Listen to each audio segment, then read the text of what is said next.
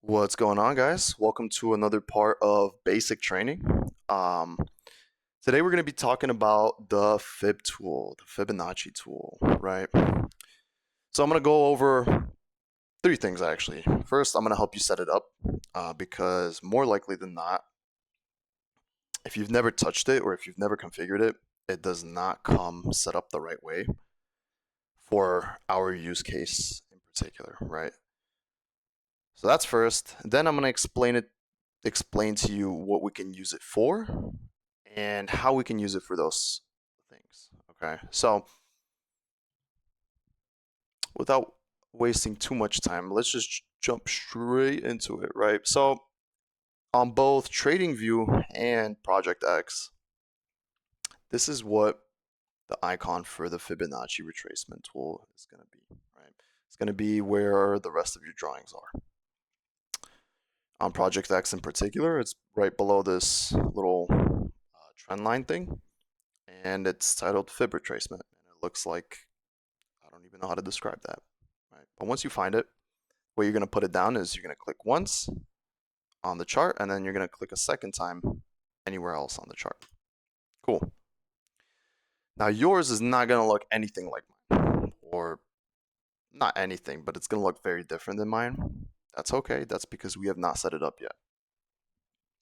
From there, we're going to go and click on to this settings icon. And here's where it gets juicy. This is where we make it look pretty, okay? So first things first, the trend line is checked off.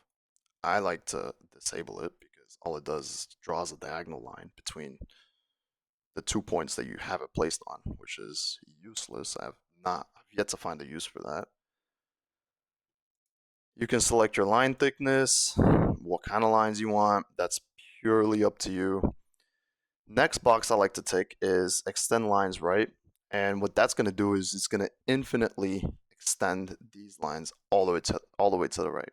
So this lets us have more precision when we're putting in our Fibonacci tool, when we're actually plotting it on the chart. And also, this is going to help us see them in the future, right? So I'll show you what it looks like without it, right? This is what it looks like without it.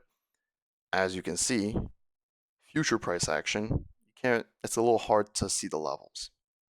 So I like to do that.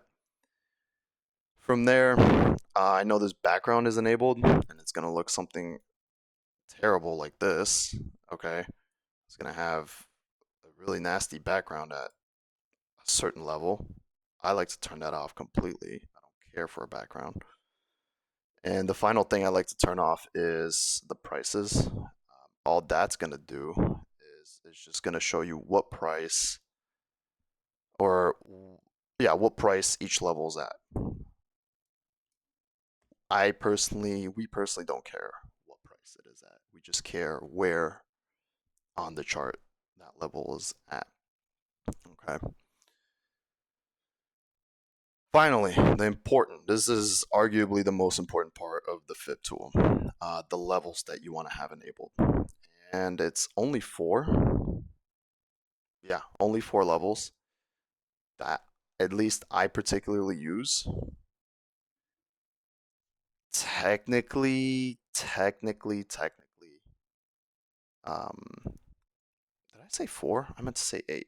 Technically 7, but I like to include the last one just in case. Excuse me. Okay. So those levels are going to be 0, 0.618, 1, 2.618, 0.5, 0.786, 1.618, and 1.272. Okay. Those are going to be our levels. I personally like to have those levels, or the lines on those levels, just plain black. It's much more simple, much more pleasing to the eye. But again, that's completely up to you. Okay, cool. Now that we got that taken care of, you want to click save, just in case, on whatever platform you're using.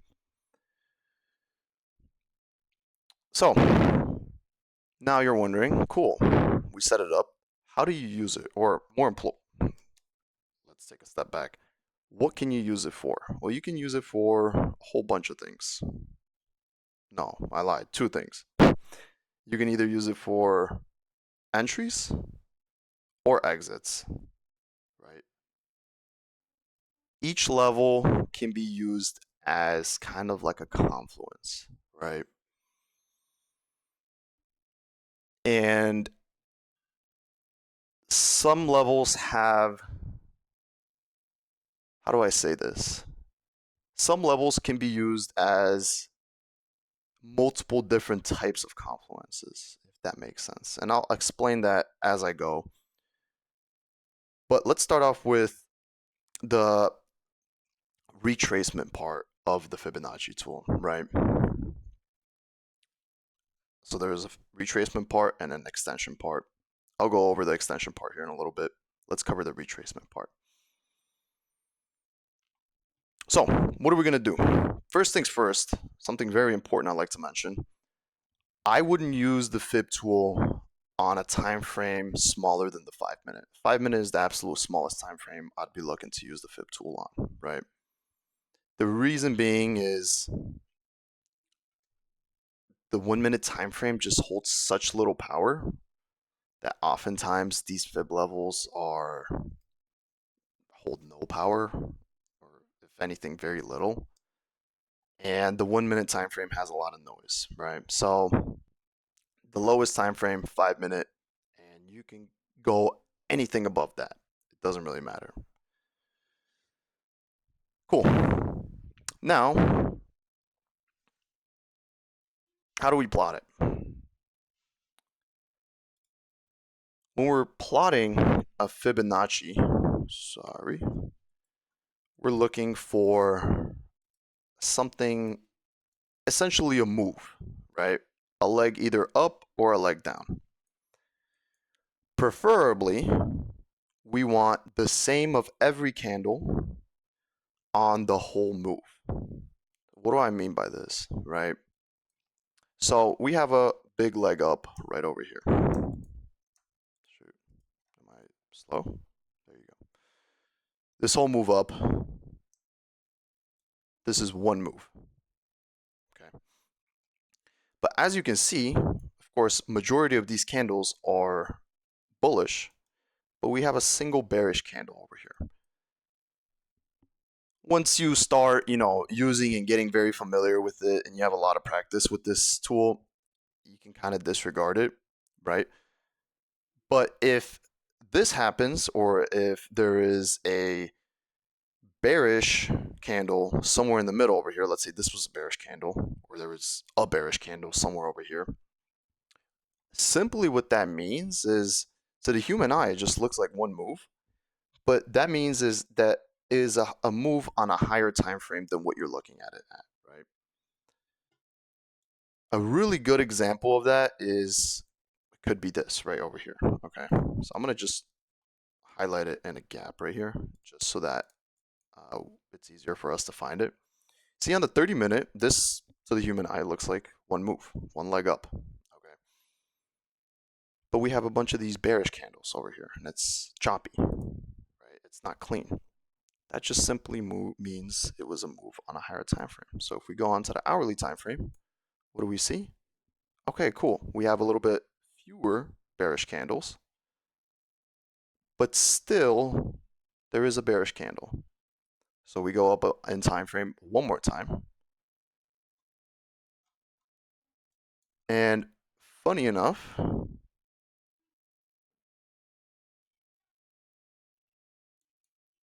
interesting, cool. We get nothing out of that on the hourly time frame, 4 hour time frame, just because it was just one big bearish candle. So when it comes to this,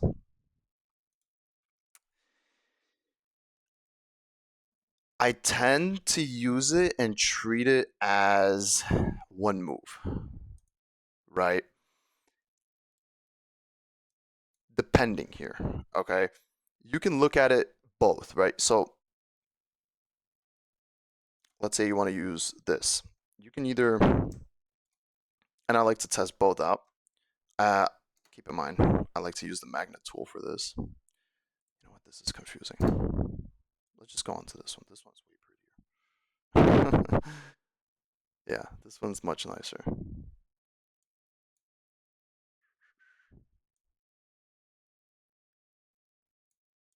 Okay, cool. Let's use this hourly move, right? So on the 30-minute, again, there's a bearish candle. On the 1 hour, no bearish candles. So this is an hourly move here, okay? What we're gonna do is, once we enable this Fibonacci tool, okay, if it's a bullish move, we're gonna start from the bottom. If it's a bearish move, we're gonna start from the top, okay? And what we're gonna do is we're either gonna hold control, which enables acutely the magnet tool, meaning while you're holding control, the magnet tool is enabled. Essentially what that does is it's gonna plot it on the exactly on the nearest wick or body, right? So right now, because my cursor is right here, it's gonna go to the wick. But if we go a little bit further and go away from the tip of the wick and closer to the beginning of the body, it's gonna attract to the body. Or we could just click on the magnet tool and it's gonna be permanently enabled, but this is really annoying, so I just like to use left control. So we're gonna start from the bottom. Okay, we're gonna hold control and we're gonna come all the way to the top of this move. Cool. That's how you use it on a bearish move, right?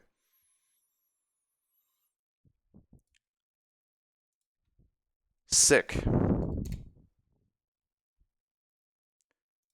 Now,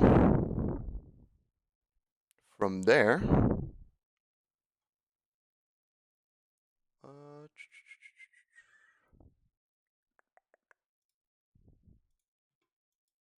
let's actually show you some examples of how you can use it, right?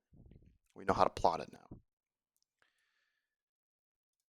Even though there is a bearish candle on this move up right here, it is very apparent that this is the starting low, right? Price came up, came down. This is the lowest point of this move down, and then it came up again. Some people are picky and they like to start at, a low and end at a high. I don't believe in that. I think you just put it at the lowest point and you drag it up to the highest point. So cool, boom. On this big leg up, we officially have a fib tool plotted. Now you're going to see a few things here. So let's say you want to use it as a retracement tool. What does that mean? Well, we know what a retracement is by now, I think. I don't know if you actually don't know the order of the videos yet. So if not, I'm going to explain it to you very briefly. A retracement is when price comes down to fill orders before continuing back up, right? That's a retracement. It is not a reversal. A reversal is if the direction of the move changes, right? Let's say we're looking for a retracement on this move up over here. What are we looking for? Well, we're going to be paying attention to the 0.5 level and the 0.618 level. Mainly the 0.5 level, okay? So that's equilibrium right there. What does that mean? That is 50% of the move. Price is naturally always going to be attracted to equilibrium, right? Because, why? Well, because throughout this whole move, right, psychology tells us, okay, people usually think if you bought in above this move, you're paying more money for buying this contract then you should. So that's considered a premium. Okay, you're paying a premium for this contract. Now, if it's below equilibrium, you're paying a discounted rate for this contract, right? So this is a very good place to buy in at. So a lot of times what happens is after a move, after buyers get exhausted over here, right? After buying pressure slows down, we're like, okay, cool. We need a retracement to pick up more orders. We're going to come down below, slightly below equilibrium, where price is considered at a discounted rate, considering for the move. And then people are like, okay, I'm more okay buying price in over here, right? Because I'm getting a better price for my contract. This is the best way I can describe it. The reason why we have the 0.618 area mapped out too is because between these two is kind of like the golden pocket zone, what I like to call it. I'm pretty sure many other people have called it this too, and I'm pretty sure I did not come up with that originally. I don't care. That pretty much means is this is like essentially where price is gonna wanna like is gonna be attracted to. Okay, is gonna be attracted to between these two levels. It's for sure gonna want to come down over here. Okay. Now, if we keep going lower, as you can see, we have another level here. I'm gonna just pull it back slightly. It's the 0.786 level. Now, what is that level used for? That level is when it's kind of used as a level to say, hey, this is too far. Price is retraced too far. This is not a retracement anymore. Order flow has changed. If price closes, again, keyword, closes below this level. If price just gently taps it and it comes back up, that's okay. If price closes really close to it, that's fine. But as soon as price closes below this level, or if you're mapping out a bearish leg above this level, that means whatever time frame this move was on, that time frame's order directionality has changed. So it's flipped from bullish to bearish. Okay, so that's going to be the new trend. As a general rule of thumb, to kind of identify whether price is going to hold at an equilibrium, or at least if it's going to reject off of an equilibrium, I like to see price not close below the 0.618. If it closes below the 0.168 level, it's still not necessarily invalid. I just want to proceed with extra caution, right? There was a little too much buying or selling pressure during the retracement for my liking, okay? That's all. So, what can we use equilibrium for? Well, let's say you're bullish, right over here, okay? And let's say you want to get into some longs. But, as you can see, we don't really have an entry here. Well, you can use equilibrium as an entry, right? A high time frame entry, high time frame confluence. How? Well, you're going to wait for price to first come all the way down up until it hits either equilibrium or 0.618, whichever comes first. I personally don't really care. From there, you're going to be looking for an entry on the lower time frame. All right, the high time frame retracement has happened. From there, we're looking for confluences stacking up in the direction that we want to take the trade in. So in this example, we are looking for bullish confluences, which we don't get much of any here. yeah, it's a whole bunch of chop. I mean, it is, yeah, no, it's just a whole bunch of chop, technically. So this is kind of a bad example, right?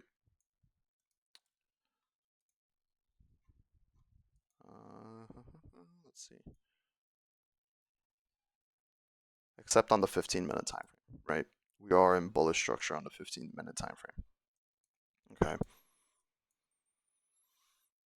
Usually what I like to do is I like to pair equilibrium with another confluence to make that a stronger zone of possible retracement and rejection. Okay, so if we have not only equilibrium, but we also have gaps, right? Like we do on the 30-minute here, even on the 1 hour. That's just extra confluences and gives us extra confirmation that price is most likely going to reject off of this level, right? From there, you just keep scaling down. You find entries, right? You see what I personally like to do is I like to use the Fib tool if I don't see any gaps, right? Let's say I want to enter longs. If I don't really see any gaps over here, I like to use the Fib tool to see where price could possibly retrace to. Okay. What does that mean? Let's say I'm putting in a long position right here for whatever reason. We're not going to go into the details of it. Well, after we came down here and we have no 5, 15-minute, 30-minute gaps over here that we could retrace into, I'm going to end up putting my stops over here at these lows. Because if we come down below this area, because there is nothing to retrace into, then more likely than not, it's not going to be a retracement. It's going to be a reversal, or the move is going to be down. Okay. Same thing here, right? This is actually on the 5-minute. This is actually pretty good, if I have to say so, right? Let's say we hit equilibrium on this hourly uptrend, right? From there, we're kind of chopping around. You're looking for an entry. You can't really find one because it's just a whole bunch of chop, right? Well, what I like to do is from the lowest point of that move to the highest, or wherever your current price is, right? Whatever your current entry is, wherever currently priced, the highest point of price is. I like to put a Fib tool between those two. And what I like to see is, okay, cool. Where is equilibrium? Where are we likely to retrace to, right? We're likely to come down over here, 0.5, 0.618, or I think that's what it was. Yeah, 0.618.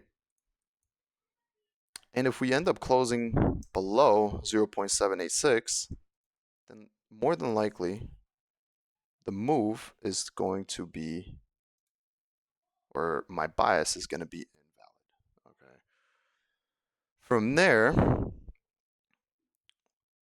let's say I'm entering. Okay, let's say I enter here. I'm going to want to put my stops either at this low, right? Or slightly below 0.7, whatever that level was. Okay. Because if we come all the way down here and we really extend down, more likely than not,